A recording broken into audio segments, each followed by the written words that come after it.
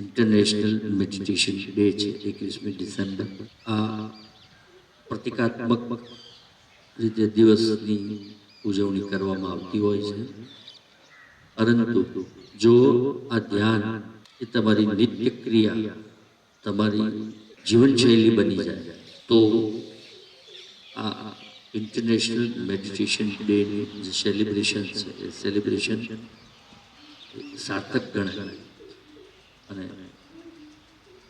એક દિવસનું ધ્યાન એ ક્યારેય કોઈને કંઈ લાભ અપાવી શકતું નથી. જેમ એક દિવસનું ભોજન એ વ્યક્તિને જીવિત રાખી શકતું નથી, એક દિવસનું પાણી પીવું એ વ્યક્તિની તરસ छिपाવી શકતું નથી, એમ એક દિવસનું ધ્યાન કરવું એ તમારે જીવનની અંદર જે ખૂટતી બાબતો છે અથવા જે બાબતો સુષુપ્ત છે, ડીએક્ટિવ છે, એનું એક્ટિવેશન નથી થતું, પૂરતી બાબતની પૂર્તિ નથી થતી.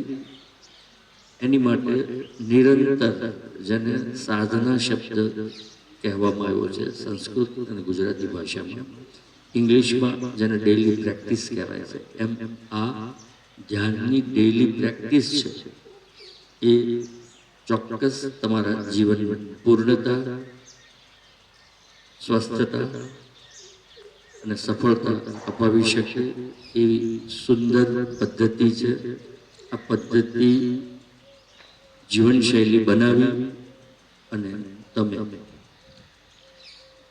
તમારા જીવનને સફળ, સાર્થક, શાંત અને જે ઈચ્છા છે તમારી એ ઈચ્છા પરિપૂર્ણ કરી શકો એવી શક્યતા છે.